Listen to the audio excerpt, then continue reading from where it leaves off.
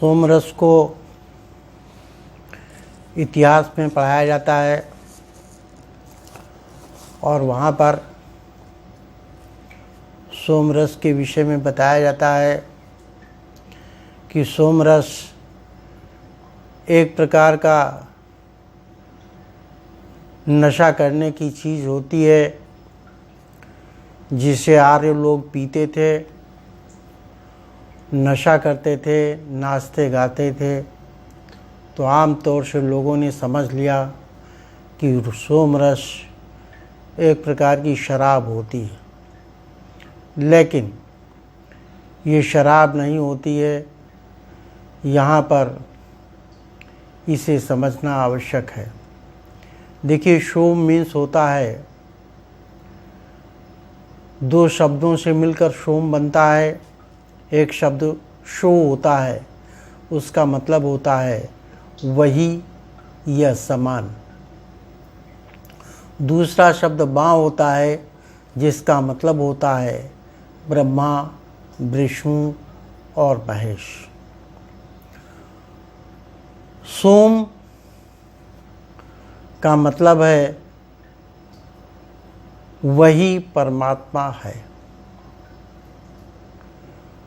और आर्य का मतलब होता है सुंदर।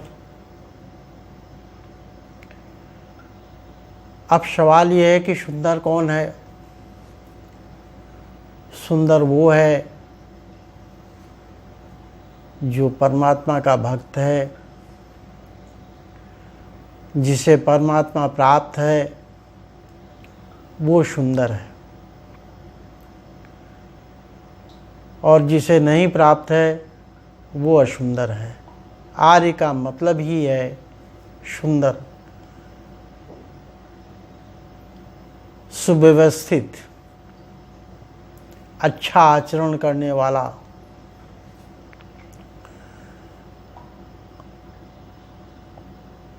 तो गीता के 9वें अध्याय के 20वें श्लोक में कहा गया है सोम के विषय में कि जो ब्रह्मज्ञानी सोम रस का पान करते हैं वे स्वर्ग प्राप्त करने की खोज करते हैं। जो ब्रह्मज्ञानी सोम रस का पान करते हैं वो स्वर्ग प्राप्त करने की खोज करते हैं। मतलब स्पष्ट है कि जो सोम रस को पीते हैं वो परमात्मा को प्राप्त करने की खोज करते हैं।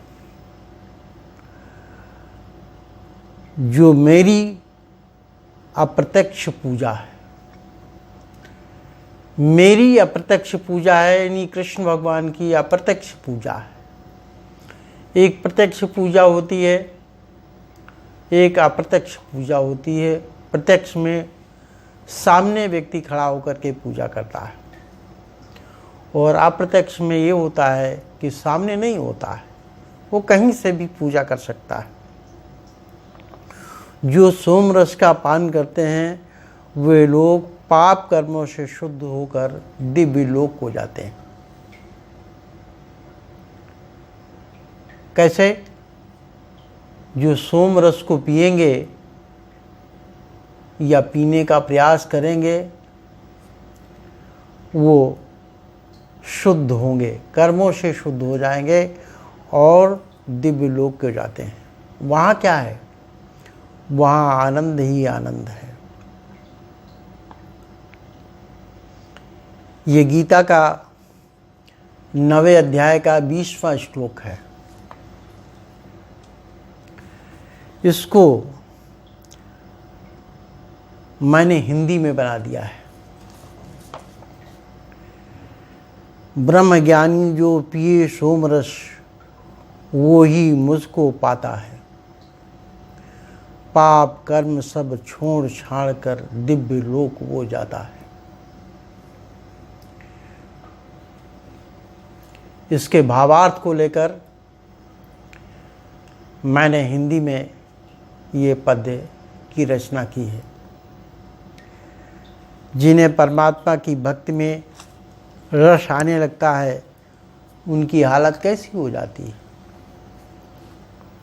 उनकी हालत एक नशेड़ी की तरीके से हो जाती है।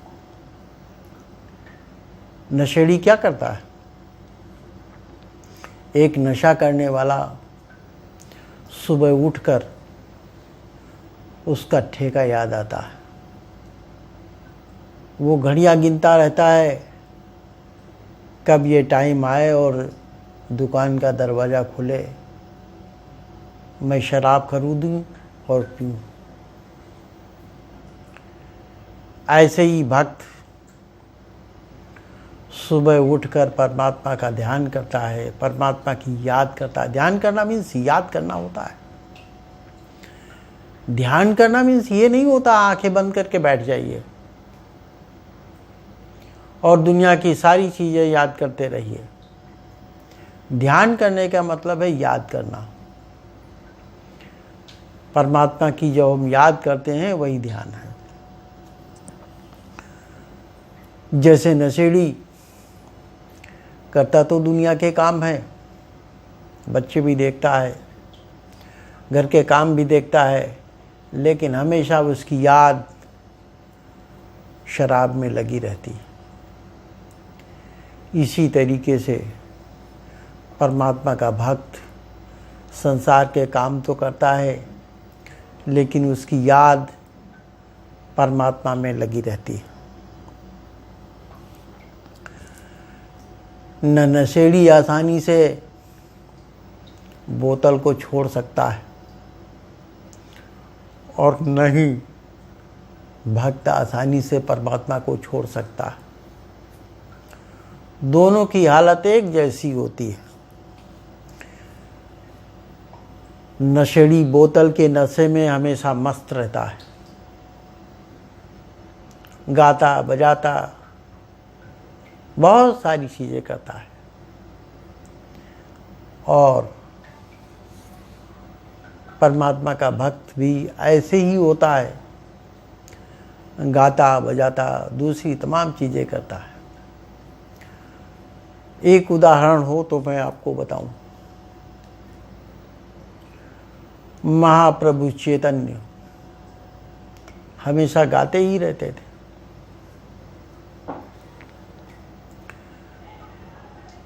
एक महात्मा थे, वो शादी करने जा रहे थे और सोचा महात्मा जी के दर्शन कर लूं, वहीं उन्हें परमात्मा की प्राप्ति हो गई। उन्होंने शादी नहीं की, बारात में अपने भाई को भेज दिया और कहने लगे तुम ही शादी कर लाओ, मैं शादी नहीं करूँगा।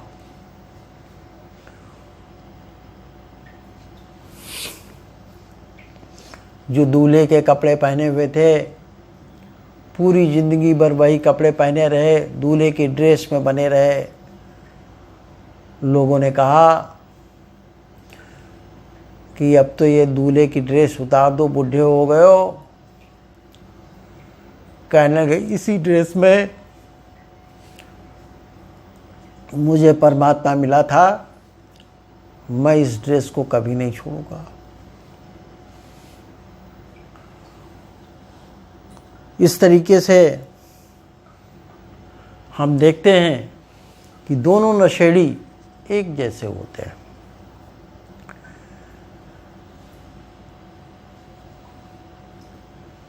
जिसको सोम रस प्राप्त हो जाता है,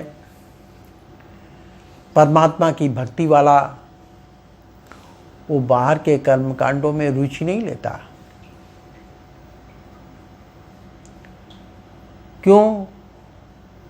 क्योंकि बाहर के कर्म कांडों में रुचि लेने का मतलब है परमात्मा को प्राप्त करने की तैयारी करना।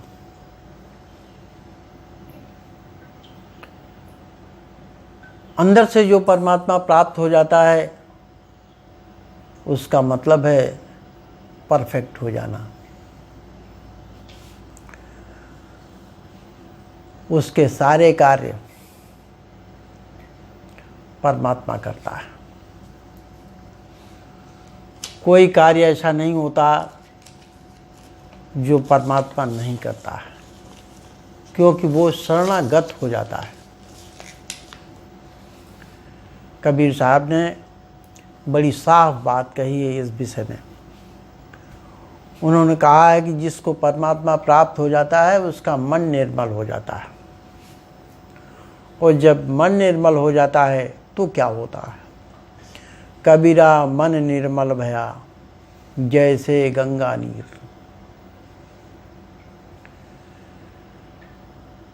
पीछे पीछे हरि चलें कहें कबीर कबीर।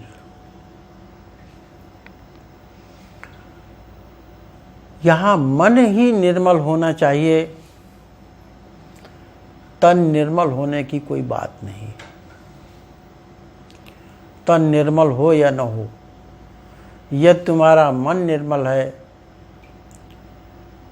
और कैसा निर्मल बताया कबीर साहब ने, जैसे गंगा नदी का पानी। देखिए, आज तो गंगा नदी का पानी निर्मल नहीं है, लेकिन उसकी तुलना की गई है।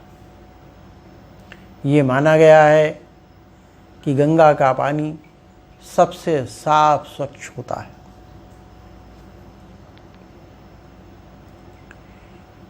ईसा मसीह ने भी यही बात कही है। उन्होंने एक स्थान पर कहा है कि सब कुछ छोड़कर तू मेरे पास आ जा। यही बात गीता में भी भगवान कृष्ण ने कही है अर्जुन से, सब कुछ छोड़कर तू मेरी शरण में आ जा। एक बार ईसा मसीह कहीं जा रहे थे, रास्ते में एक व्यक्ति मिला। उसने पूछा, परमात्मा को प्राप्त करने के लिए मुझे क्या करना चाहिए? ईसा मसीह ने कहा, सच बोलिए, चोरी न करिए, आदि आदि अनेक उदाहरण, अनेक बातें उन्होंने समझाई। उसने कहा, ये तो सब मैं पहले से कर रहा हूँ। उसने कहा, तू सब छोड़ दे, मेरे पास आ जा, तुझे परमात्मा प्राप्त हो जाएगा।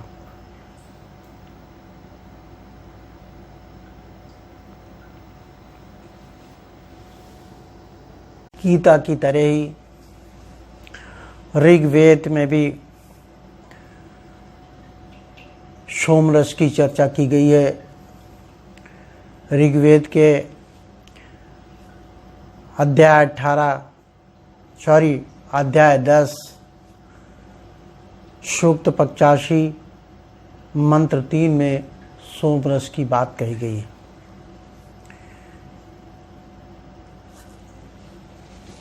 इसमें भी सोमरस के गुणों की चर्चा की गई है, और सोमरस के लिए यही कहा गया है कि वो परमात्मा की भक्ति का नशा है, और इस नशे को जो पीता है वो प्रसन्न रहता है, खुश रहता है।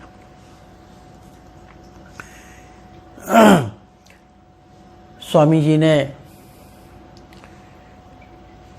वेद के श्लोक का हिंदी में वर्णन किया है, अर्थात उन्होंने इस श्लोक की एक पद्य रचना की है। उन्होंने कहा है, सोम नहीं बूटी का रस है, ये सोम नहीं बूटी का रस है।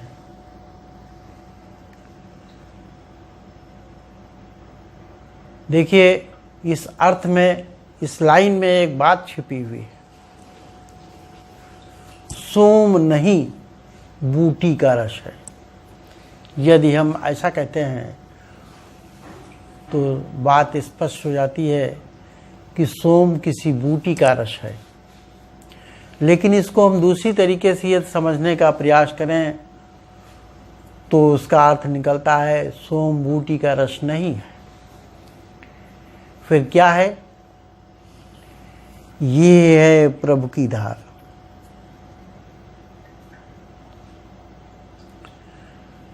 सोम नहीं बूटी का रस है, ये है प्रभु की धार, पीने वाला मस्त रहे जब मिले गुरु का प्यार।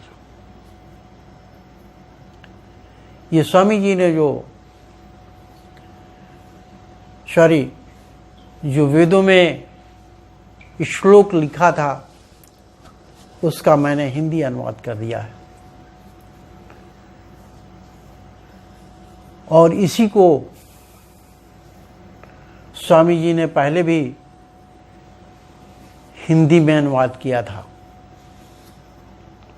उन्होंने जो अनुवाद किया है वो बहुत सुंदर है। सोम नहीं है रस झाड़ी का, अज्ञानी इसमें भरमाता है। अंतर सोम प्रभु रसधार, पिलाने दे संत धर आता है। बहुत सुंदर बात कही। सोम रस के जो गुण हैं जो स्वामी जी ने लिखे हैं, वो गुण हैं स्वादिष्ट और मधुरमय, तीव्र और रसवान। इसे पीने वाला कोई युद्ध नहीं हारता। देखिए, स्वादिष्ट और मधुमय, स्वादिष्ट और मीठा, ये सोमरस का है। अब देखिए, यहां डिफरेंस हो सकता है बोतल वाली शराब में और परमात्मा की शराब में, नशे में, दोनों में डिफरेंस है। जो बोतल की शराब है वो स्वादिष्ट नहीं होती, वो मधुरमय नहीं होती, मीठी नहीं होती, वे कड़वी होती है। पीने वाले लोग जब इसे पीते हैं तो उनका चेहरा तमतमाया रहता है। तीव्र और रसवान, तीव्र मन से नशा देने वाली, तेज, और रसवान है, उसमें रस मिलता है। परमात्मा की भक्ति में मिठास है। ये भक्ति जब किसी के अंदर आने लगती है तो उसमें मिठास आने लगती है, उसमें ऐसा गुण पैदा होने लगता है कि उसकी बात सबको अच्छी लगने लगती है। तीव्र और रसवान, यदि परमात्मा की भक्ति कोई करने लगा तो तीव्र का मतलब यहाँ पर यह है कि उसके कार्य जो वो चाहता है वो आसानी से होने लगते हैं, और रसवान का मतलब ये है जैसे वो चाहता है। बोतल वाली शराब में ऐसा नहीं हो सकता है। बोतल वाली शराब में नशा तो तीव्र आ जाता है, तुम्हारी मर्जी का काम नहीं होगा, तुम किसी को पटकना चाहते हो वो तुमको पटक देगा। दूसरा इसके गुण बताया, पीने वाला कोई युद्ध नहीं हारता। सोचता तो वो भी है बोतल वाला कि हम कोई युद्ध नहीं हारेंगे, इसीलिए जब झगड़ा करने जाता है तो एक बोतल शराब पी के जाता है कि आज मैं पी के झगड़ा करूंगा। लेकिन वहां क्या होता है, वहां वो पिटता है, वहां वो मारा जाता है। लेकिन जो परमात्मा की भक्ति का नशा पीता है वो कोई युद्ध नहीं हारता।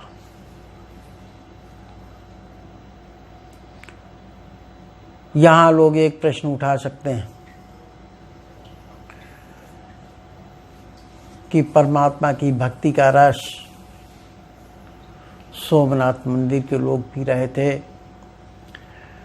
लेकिन मलेच्छों ने उन्हें मारा और मंदिर को लूट लिया।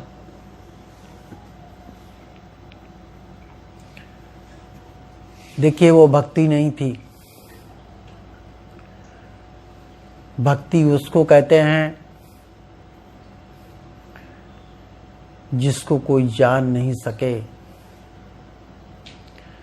भक्ति दिखावा की चीज नहीं है। भक्ति करने में किसी कर्मकांड की आवश्यकता नहीं है, किसी तिथि की, किसी समय की आवश्यकता नहीं है। भक्ति कभी भी किसी भी क्षण की जा सकती है और ऐसी भक्ति करने वालों के साथ में परमात्मा रहता है और परमात्मा ही तुम्हारे साथ में रहता है। फिर तुम्हारी तरफ से युद्ध परमात्मा करता है, तुम्हें करने की आवश्यकता नहीं है। हमारे सामने उदाहरण है महाराज जयमल सिंह का। फिर ड्यूटी पर जाना था, सोचा थोड़ी देर भजन कर लूं। भजन करने लगे, ध्यान लग गया, पता ही नहीं चला कब सुबह हो गई। जब वो सुबह उनका ध्यान टूटा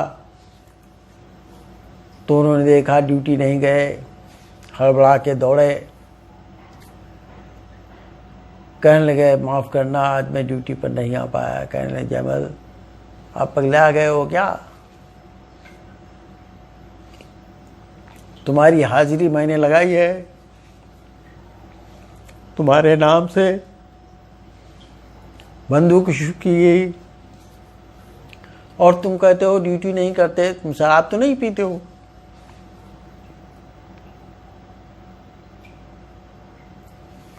जयमल सिंह देख करके पूरी बात समझ गए कि माजरा क्या है। कहने का मतलब यह है कि जब आपका ध्यान परमात्मा में लगा है, आप परमात्मा की भक्ति कर रहे हैं, तो तुम कोई युद्ध नहीं हार सकते, तुम्हारा कोई कार्य नहीं रुकेगा। युद्ध हारने का मतलब यही है कि तुम किसी भी कार्य को करना चाहो तो तुम्हारे करने से पहले परमात्मा कर देगा। हम प्रार्थना कब करते हैं? जब हम असहाय होते हैं। जब तक हम असहाय नहीं होते हैं तब तक हम प्रार्थना नहीं कर पाते हैं और करते भी हैं तो सफल नहीं होती।